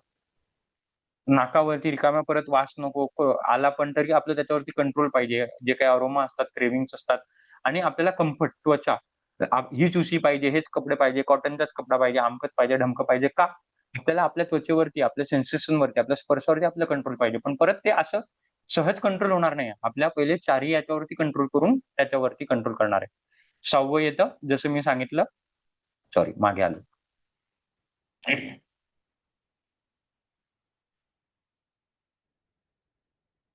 6वं येतं धारणा. जसं आपण पहिलेच बघितलं, धारणा आपण कोणत्या तरी एका गोष्टीवरती फोकस करून करणार. मग ते ऑब्जेक्टिव्ह असो, आवाज असो, सेन्सेशन असो, पेन असो, कोणत्याही आपण एका गोष्टीची मदत घेऊ आणि एकाग्रता वाढवू. जसं निलिमाताईंनी सांगितलं होतं, एकाग्रता वाढवतो, ती म्हणजे धारणा. आणि जेव्हा आपण पुढे पुढे धारणेमध्ये पारंगत होतो, तेव्हा कुठे आपण ध्यानापर्यंत पोहोचतो. त्याच्यात आपलं कसल्याही गोष्टीमध्ये लक्ष हलत नाही, लक्ष तुटत नाही, कसल्याही गोष्टीची मदत घ्यावी लागत नाही. ते म्हणजे ध्यान. आणि ते ध्यान आपण कोणीही करत नाही. भविष्यात तुम्ही पण करणार नाही. कुठेही कोणताही क्लास जॉईन करा, कोणत्याही देशात करा, कोणत्याही जगात करा, तुम्ही धारणाच करणार आहात. अजून आपण तेवढं कॅपेबल झाले नाही, कारण आपले मागचे 6 गोष्टी अजून तेवढ्या कॅपेबल झाल्या नाही. आणि 8वं म्हणजे कम्प्लीट, मी त्याच्यासाठी ब्लँक ठेवलंय. 8वं म्हणजे समाधी. काहीही नव्हे. इथे आपली ईश्वर प्राप्ती होते, इथे आपली स्वप्राप्ती होते, इथे आपल्याला आपला आनंद मिळतो, इथे आपल्याला सुख मिळतो. जे कोणत्याही पैशात नाही, जे कोणत्याही शारीरिक आरोग्यात नाही, जे कोणत्याही भौतिक गोष्टीत नाही, ती म्हणजे समाधी, ती म्हणजे ईश्वर प्राप्ती, ती म्हणजे स्वप्राप्ती, आणि ते म्हणजे योग. असं बोलून मी माझे 2-5 शब्द संपवतो. कम्प्लीट योग काय असतं, योग बद्दल तुमचा पर्स्पेक्टिव्ह बदलला असेल, आणि त्याच्यासाठी योग केला पाहिजे. उद्यापासून योग म्हणजे डायबिटीज, बीपी, वजन कमी करायसाठी त्या भावनेने यायचेच नाही. जे हेल्थ ते साईड प्रॉडक्ट. कोणाला काही प्रश्न असतील, शंका असतील तर विचारू शकतात. काही बोलायचं असेल, व्यक्त करायचं असेल, ते देखील बोलू शकतात.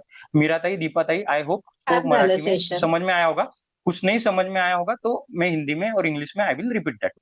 मीनवाइल कोणी छान प्रश्न झालं असतील किंवा काही सांगायचं असेल सांगू सेशन. शकतो. हा निलिमाता काही बोलत होते, सॉरी मी मिस केलं. हा, छान झालं म्हटलं सेशन. थँक्यू ताई. खूप महत्वाचं आहे ताई, हे आपल्याला माहितीच नसतं, पण बाह्य याच्यामध्ये इतकं पडलेलं आहे. आणि याला मी माझी जबाबदारी समजतो. आता 21 तारखेला पण मी हेच सगळं सांगणार. 21 तारखेला मी मोदीने दिलेला प्रोटोकॉल नाही फॉलो करणार. प्रत्येकांना प्रोटोकॉल येतो की तुम्हाला हे घ्यायचंय. पण मी एका दिवसात असणं करून लोकांचं काही एक्सवायजेड होणार नाही त्या दिवशी. पण हेच जर त्या दिवशी सांगितलं, एकाला पण फरक पडला की मी योग का करायला पाहिजे, तर कदाचित त्याची जिंदगी बदलू शकते. कोणाला काही प्रश्न, शंका? येस स्मिताताई. लिव्ह म्यूट केलं शो तर मिळतात. चालेल का? हा येस, ज्यांना लिव्ह करायचं लिव्ह करू शकतात, ज्यांना प्रश्न आहे त्यांनी प्रश्न विचारू शकतात, नाही तर मी 5 मिनिटात मी पण थांबवतो. दादा मुझे पूछना था जी बोलिए ना दीपा दीदी। मैंने आपको वज्रासन का मेरा फोटो भेजा था, तो आप मुझे बोले कि नीचे नहीं बैठना, आसन लेकर बैठना है, नहीं तो वात बढ़ जाएगा। तो सिर्फ इन्हें पूरा दिन जब भी हम नीचे बैठेंगे तो हमको आसन लेके बैठना चाहिए। जी, कभी भी हमें आसन पे ही बैठना चाहिए, कभी भी कुछ भी आप खाना खाने बैठते हो या कुछ भी बैठते हो। देखिए, अगेन, नीचे बैठना मतलब हम जो सुनते आए कि हमेशा नीचे बैठ के खाना चाहिए, हमेशा ठंडे पानी से नहाना चाहिए, हमेशा निसर्ग से, नेचर से क्लोज रहना चाहिए, वो सब बराबर है। बट जब हम ये सुनते, हम ये पुरानी बातें सुनते, तो पुरानी बातें सुनते तो पुरानी दुनिया अलग थी। जब वो नीचे बैठते थे तो वो प्रॉपर जमीन पे बैठते थे, मतलब पृथ्वी तत्वावरती ते बसत होते। जेव्हा ते थंड पाण्याने अंघोळ करायचे तेव्हा ते प्रॉपर नदीतल्या किंवा विहिरीतल्या पाण्याने अंघोळ करायचे। इथं आपण बसतोय खाली, पण आपण आर्टिफिशियली फरशी हम फर्श के ऊपर बैठते हैं। हम पाणी म्हणून म्हणतो की थंड पाण्याने दादा आम्हाला सहनच होत नाही अंघोळ केली की, कारण आपण ऐकलेलं आहे थंड पाण्याने, पण आपण करतो कोणत्या तिथल्या पाण्याने अंघोळ करतो। थंड पाणी म्हणजे सांगितलं होतं आपल्याला विहिरीतल्या पाण्यात, नदीतल्या पाण्याने, पण आपण फक्त थंड पाणीच ऐकलं आणि आपण टाकीतल्या पाण्याने। आपल्याला सांगितलं होतं खाली बसून जेवण करायला पाहिजे, आपण खाली बसतो, पण पण आसन विसरून जातो, कारण आपण पृथ्वी तत्वावर जर तुम्ही डायरेक्ट असाल तर बिंदास खाली बसा। खाली काय तुम्ही तर कपडे काढून बसले तरी चालेल, कारण तेवढं पृथ्वी तत्वाशी कनेक्ट होतं। पण आपण आता फर्श पे बैठ रहे हम, इसके लिए आसन चाहिए, कारण खालचं हे जे फरशी असते थंड असतात, थंड असल्यामुळे शरीरातला वात वाढतो। म्हणून तुम्ही जर माझ्या बघत असाल सकाळी, जर नीट ऑब्झर्व केलं असेल, तर माझे एक बसायचं आसन वेगळं असतं आणि मॅट वेगळी असते। मी तुम्हाला जे इन्स्ट्रक्शन देत असतो ते बसून एका चादरवरती, म्हणजे माझी एक चादर असते, उसपे मैं आपको इंस्ट्रक्शन देता हूँ और मैट अलग रहती है।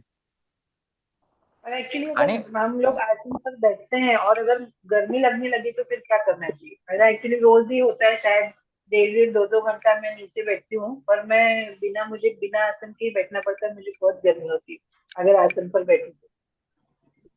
गर्मी लगती है तो फैन चला लो, बट नीचे मत बैठो, नहीं तो अपने घुटने काम से मुझे चले जाएंगे। फैन से डायबिटीज भी होता है, वो प्रॉब्लम मुझे। छोड़ दो आसन, कोई दिक्कत नाही, आसन छोड़ दो। मैंने जैसे सुबह बोला, आपण काही फायदे नाही झाले तरी चालेल, पण तोटा नाही करून घ्यायला जायचं। आप वज्रासन फायदों के लिए करोगे, बट अल्टीमेटली तोटा लेके घर पे जाओगे, क्योंकि वात बढ़ेगा, घुटने काम से चले जाएंगे, ठंड लगेगा घुटने को। तो हम एक्चुअली वज्रासन फायदों के लिए किया था, बट आप लेके क्या जा रहे हो घर पे? तोटा। तो नहीं करने का।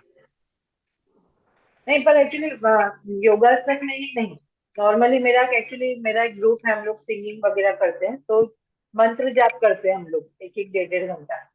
तो जब भी वो जाप करते तो सभी लोग बैठते हैं आसन पर मैं नहीं बैठ पाती, क्योंकि मैं अगर उस पर बैठी और गाया मैंने बहुत देर, तो कितना भी फैन और एसी चालू होगा तो भी मैं पूरा पसीना पसीना हो जाती, तो मुझे बैठते नहीं आता है बेड पर, आसन पर। तो 1-2 मिनट के लिए उठ लेना, थोड़ा टहल लेना और वापस जाके बैठ जाना, मतलब टेम्परेचर कूल डाउन हो जाएगा। बट खास तौर के आप कभी नाम जप वगैरह करते हो, जप वगैरह करते हो, होम हवन चाहिए तो आसन तो बिल्कुल ही चाहिए। गर्मी होती है तो आप 1-2 मिनट उठ जाओ, कुछ भगवान का अपमान विपमान होता नहीं है। भगवान मतलब ही हम है। जब तक हम हमारी खुद की, क्या बोलते, केयर नहीं करेंगे तब तक कुछ नहीं होता, किसी को कुछ बुरा नहीं लगने वाला है। आपको गर्मी हो रही ना, बिंदास उठ के चले जाओ, बट वापिस आके मैट पे बैठ जाओ, आपके आसन पे बैठ जाओ। ठीक है। ठीक है, चलो। कोणाला काही प्रश्न, शंका? मीताताई, आपको अं, समझ में आया? मैं थोड़ा मराठी में बोल रहा था, इनकेस कुछ नहीं समझ में आया तो आप मुझे पूछ सकते अं, दादा, हो। येस नंदिनी ताई। हा ऍक्च्युली मला वज्रासनात बसला ना की पायाला रग लागते, म्हणजे हे होत आहे, पाय फोल्ड केल्यानंतर म्हणजे गादीवर जरी बसून वज्रासन केलं ना तरी प्रॉपर पोश्चर मध्ये बसता येत नाहीये, तर तिची प्रॅक्टिस कशी करता येईल? उशी ठेवा थोडी, बारीक उशी। उशी म्हणजे अशी उशी नव्हे, आपली नॉर्मल उशी नव्हे, चादर असते हम्म, ना, चादर, त्याची उशी करायची, हम्म. त्यातल्या त्यात ती सोलापुरी चादर। कुठे कुठे ठेवायची ती ह्याच्या गुडघ्यांच्या गुडघ्यांच्या खाली? खाली, गुडघ्यांच्या खाली, ओके. ओके, कारण गुडघ्यांच्या खाली, म्हणजे आणि जे पूर्ण आपल्या टाच्या राहतील तुम्ही त्या मग हवेत राहतील। ओके, तुम्ही कारण मगाशी जे सांगितलं की आपण मधल्या बाजूला असा वाटीसारखा भाग करून त्यात बसायचं, पण तसं केल्यानंतर वेटमुळे असेल मे बी कदाचित, पण ते हे होत नाहीये, ताणलं जातंय, मांड्यांवरती ताण येतो. हो, ताण येणार, ताण तर डेफिनेटली येणार। ताण, कारण तुमचे जे आपले हॅमस्ट्रिंग्स आहे आणि जे काप मसल्स आहे ते कम्प्लीट ओढले जात आहे, त्याच्यासाठीच आपण वज्रासन करतोय की ती जी स्टिफनेस आहे ती कमी होईल, कारण इतके दिवस तुम्हाला सवय नाहीये, त्याच्यामुळे नवीन कराल तर हम्म. डेफिनेटली ताण येईल। ताण येतो इनफॅक्ट म्हणजे तुम्ही बरोबर करताय, जर ताण येत असेल तर तुम्ही बरोबर करताय, मग तर बरोबर आहे सगळा विषय, आणि ताण यायलाच पाहिजे। ओके. पण मग अगदीच अर्धा फक्त 1 अनइव्हन मिनिटाने ताण नको सुरुवात. यायला पाहिजे. ओके. अगदी एखादा मिनिटच होतंय मग परत सोडावं लागतंय असं. डेफिनेटली. तसंच सकाळी मी तेच सांगितलं काजलताईंना, की प्रत्येकाची आपापली कपॅसिटी असेल. 1 मिनिटापासून पुढे-पुढे जायचंय. कदाचित कोणाला तर बसता पण येणार नाही. नुसतं लावून आसन लावून परत ते मागे येतील. ते पण चालेल. ओके. येस. आणि अजून एक प्रश्न होता, की जे येस. आपल्याला डीप ब्रीथिंग करायचं आहे, तर ते म्हणजे स्लीपिंग पोश्चरमध्येच त्याचे हे करायचंय का practice? Yes. At the initial level sleeping पोश्चरवरतीच करायचं सुरुवातीला. ओके. पहिले पोटावरती 10 हात एक ठेवून दिवस. तुम्ही सांगितलं तसं. आणि 2 वेळा करायचंय का ते, म्हणजे सकाळी आणि रात्री? की असं काही नाहीये? तुम्ही सकाळी तर करणं मस्टच आहे आणि दिवसातून जेव्हाही वेळ मिळेल, जेव्हा जेवल्यानंतर 2-3 तासाचं अंतर असेल, तेव्हा करा. म्हणजे जेणेकरून पोट खाली असेल. दिवसातून 2 वेळा जितकं कराल, परत अगेन ते जितकं कराल ना, तेवढा श्वास लवकर करेक्ट होईल. जेवढा जो 40-50 वर्षाचा श्वास चुकलाय, तो आपण करेक्ट करायचा प्रयत्न करतोय. तर 2चं 3 पण वेळेला झालं चालेल, पण 3 वेळेला होत नाही. कारण पोटात काही ना काही अन्न असतंच आपलं. तर 2 ओके. झालं तर अतिउत्तम. ओके. आणि ओंकार जे तुम्ही म्हणताय ते तुम्ही अगदी म्हणजे खालच्या स्वरात म्हणतोय आपण. थोडीशी मला सवय लाऊडली म्हणायची आहे, सो अशी गरज नाहीये का? एकदम खालच्या नोटमध्ये म्हटलं तरी चालणार आहे का? एक तर तुमचा जो त्याच्यामध्ये कसं आवाज. असतं गुड क्वेश्चन. विचारायचं तर विचारून घ्या, मग मी उत्तर देतो. नाही तेच की एकदम लाऊडली म्हणण्याची सवय आहे मला आधीपासून. तर आता तुमचं जे आहे ते एकदम हे आहे, तर मी करत होते ते चुकीचं आहे आणि याच पद्धतीने केलेलं म्हणजे तुमच्या पद्धतीनेच करू देत का पुढे? ठीक आहे. तर जप जे असतात ना, कोणतेही जप, हे 2 म्हणजे ॲक्चुअली 3 प्रकारचे असतात, पण मी त्याला 2 याच्यावर कॅटेगरी करतो. एक असतो वैखारी जोक, एक असतो उपांशू जोक आणि तिसरं असतं मानसिक जप. ठीक आहे. आता प्रत्येक जपाची वेगवेगळी पद्धत आहे. जेव्हा आपण मोठ्याने जप करतो, ओमकार असो किंवा कोणताही जप असो, होम हवनामध्ये आपण जे काही जप करतो, तेव्हा त्याचं पर्पज असतं की आपली घरातली शुद्धी करणं किंवा आता समजा तुम्ही ओमकार म्हणताय, पण तुमचे हसबंड असो, मुलं-बाळ असो वगैरे, तुम्हाला तुमचे व्हायब्रेशन त्यांच्यापर्यंत पण पोहोचवायचे. की ठीक आहे, ते काही करत नाही, मग माझ्यामुळे त्यांना तर 2 तास जे काही फायदा व्हायचा तेव्हा व्हायचा, तेव्हा मोठ्याने करायचं. किंवा घरात लहान बाळ असतं, त्याच्यासाठी आपण रामरक्षा लावतो, हे लावतो, की जोरात ओंकार म्हटल्याने आजूबाजूला जे कंपन तयार होतात, जे व्हायब्रेशन तयार होतात, ते त्यांच्यासाठी पण पोहोचतील. पण जेव्हा मला माझ्या स्वतःसाठी करायचंय, तेव्हा मानसिक ओंकार कधीही चांगला, म्हणजे छोट्या आवाजात. Okay. Yes. Thank you. Thank you दादा. दोघांचे पर्पज वेगवेगळे. तुम्ही तुमच्या कुठल्या पर्पज नुसार म्हणायचं. कुठलंही चुकीचं किंवा बरोबर नव्हे. बरं. पण मग आता आपण शांतीसाठी म्हणतो आहोत, तर फ्लो में. स्लो. ओके. Thank you. ठीक आहे. चलो. कुणाला काही प्रश्न? थांबूया? झोपून दीर्घ श्वसन करताना जी कंबर दुखते ते होतेच का? का माझं काही फिजिकल प्रॉब्लेम आहे त्यामुळे? डेफिनेटली नॉर्मल आहे. खूप कारण ताईंचे जसं होते. मला खूप जास्त ताईंचे वेळ मेसेज आले. होईल ना, हा टाइम नॉर्मल आहे. जसा वाढत जाईल तसं ते पेन जाणवत नाही. जातं जास्त. सुरुवातीला आता तुम्हाला सुरुवातीला पेन जाणवेल. पहिले 3, 5, 6, 7, 8 दिवस. परत प्रत्येकाचं शरीर वेगवेगळं असतं. कुणाला 10व्या दिवसापर्यंत होईल. कुणाला 4थ्या 5व्या दिवसापर्यंत पण चाललं जाईल. प्रत्येकाचं डिपेंड. पण सांगायचा अर्थ की जसं प्रॅक्टिस वाढेल, तसं हे पेन चाललं जाईल. कारण जेव्हा आपण पोटात हवा भरतो, पोटात एवढा प्राण आहे आपला, तर सगळे मसल्स ताणले जातात. सगळ्या मसलवरती प्रेशर येतो, ताण येतो. तर त्याच्यामुळे ते दुखतंय. हम्म. आणि आता तुम्ही ते यम जसं पहिलं सांगितलं, तर डे टू डे लाईफ मध्ये ते यम वरती कंट्रोल म्हणजे एक स्वतःवर कंट्रोल करू शकेन आपण, पण बाह्य परिस्थितीवर आपण करू शकू का प्रत्येक वेळी कंट्रोल? नाही, बाह्य म्हणजे आता जसं मी सांगितलं, तर समोरचा काय बोलतोय ते आपण ठरवू नाही शकत. पण समोरच्या बोलल्याने मला किती फरक पडतो हे आपण ठरवू शकतो ना. नाही, अशी एक कंडिशन असेल की ज्या ठिकाणी आपण बोलणं मस्ट आहे, म्हणजे नाही बोललं तर म्हणजे नुकसान आहे, म्हणजे खूप मेजर वगैरे असं, तर अशा वेळी काय करायचं? अशा वेळेला एक गोष्ट सांगतो तुम्हाला. ऐकली असेल कदाचित खूप सगळ्यांनी गोष्ट. अशा वेळेला काय की एकदा एक ऋषी होते. ऋषी अ, ऋषी एका गुंडाला किंवा डाकू म्हणा, डाकूला एका माणसाकडे ब्राह्मणाला मागे पळत होते. मग ब्राह्मणाच्या मागे पळत होते. ब्राह्मण कुठेतरी जाऊन लपून बसतो. मग तो डाकू ऋषींना विचारतो, की "तो ब्राह्मण कुठे लपलाय सांग." तर ऋषी होता. त्याला हे सगळे यम, नियम, आसन, प्राणायाम ओ याचं सगळं पाळणं होतं. कारण ऋषीचा अल्टिमेटमच तो आहे, ओ की ईश्वर प्राप्ती करायची. ओ 1 मिनिट मी ज्योतिताईंना म्यूट करतो. हां. तर मग तो डाकू येऊन ऋषींना विचारतो, की ब्राह्मण कुठे लपलेला आहे? आता ब्राह्मणांनी जर खोटं बोललं असतं, जसं तुमचा प्रश्न आहे की खूप प्रसंग असे येतात, तर मग ब्राह्मण ईश्वर प्राप्तीपर्यंत पोहोचू शकले नसते. पण जर ब्राह्मणांनी खरं बोलले असते, तर परत एक माणूस मारला गेला. तर मग ब्राह्मण जे आहे ते खरं बोलून मोकळे होऊन जातात. कारण जर त्यांच्याकडून खरं बोललं गेलं असतं, तर हिंसा झाली असती. हिंसेला ते कुठेतरी कारणीभूत झाले असते. तर परत त्याच्यामध्ये पण लेयर असतात, की पाप कौन-सा छोटा, कौन-सा बडा. बडा पाप बचाने के लिए छोटा पाप करना है, तो कर दो. Short trick. As simple as that. तर तो डिसिजन आपल्याला खूप वेळेला प्रसंगांमध्ये घ्यावं लागतं, की खूप वेळेला खोटं बोलावं लागतं. खूप वेळेला मुद्दामून काही गोष्टी लपवाव्या लागतात. जर त्याच्याने काही चांगलं होत असेल, तर ऑब्व्हियसली. ठीक आहे. दादा थँक यू. एकच प्रश्न होता. येस अ, नंदिनीताई. आपण ओंकार आणि डीप ब्रीदिंग याच्यामध्ये सकाळी जेव्हा करू तेव्हा आधी काय करणं गरजेचं आहे? आधी ओंकार ओंकार, की आधी डीप ब्रीदिंग? ओंकार, ओंकार. ओंकार आधी करायचं आणि मग डीप ब्रीदिंग करायचं. हो. इनफॅक्ट मी जसं म्हणतो सकाळी उठल्या-उठल्या झोपेतून बेडवरच जर कोणी ऑब्व्हियसली पार्टनर वगैरे बाजूला झोपला नसेल, एकटे झोपत असेल किंवा मग दोघं पण झोपत असेल, तर पहिले उठल्या-उठल्या देव्हाऱ्याजवळ बसायचे किंवा जे काही तुमच्या किचनमध्ये असेल, ओंकार म्हणायचे 11 ओंकार आणि जे काही आपलं पोट साफ करायचे, जे काही आपली पुढची दिनचर्या आहे, गरम पाणी प्यायचं वगैरे ते करायचं. पण पहिले ओंकाराने दिवस चालू व्हायला पाहिजे. हो. थँक्यू. ठीक आहे. चलो थांबूया? हो. आज सेशन दादा खूप छान झालं. बरीच नवीन माहिती समजली. म्हणजे शाळेत बसल्यावर मुलांना उत्तर काय येत नाहीत. आपण स्वतःच्या मुलांना मारताना कंडिशन कशी होते म्हणजे तुम्ही असे एवढं आम्ही वय होऊन पण असे प्रश्न तुमचे येतात की त्याचे उत्तर आमच्याकडे नाही येत. एवढी माहिती अफाट आज बरीच समजली अशी. महत्वाचं आहे. आता माझ्याकडे हा. याला उत्तर नाही या कॉम्प्लिमेंटला, पण इट इज नेसेसरी आणि ही काळाची गरज आहे. कुठेतरी हा. आपण एवढा बेसिक प्रश्नच विसरून गेलेलो आहे आणि मोठ्या-मोठ्या प्रश्नांवरती उड्या मारतोय. फिजिकल गोष्टींमध्येच अडकून राहतोय आपण अजून. हे खूप आवश्यक आहे. ठीक. म्हणून हे तेवढंच महत्वाचं आहे. आणि याच्यासाठी एक गोष्ट जसं काजलताईंनी म्हटलं खूप महत्वाची, की जेव्हा मी प्रश्न विचारले तेव्हा तुम्ही विचार केला त्याच्यामुळे तुम्हाला मजा आली. नुसतं ऐकलं असतं पिक्चर बघायसारखं तर मग एवढी मजा म्हणण्यापेक्षा आपण हे मजेसाठी करत नाहीये. पण तेवढं आत्मसात नसता करता आलं.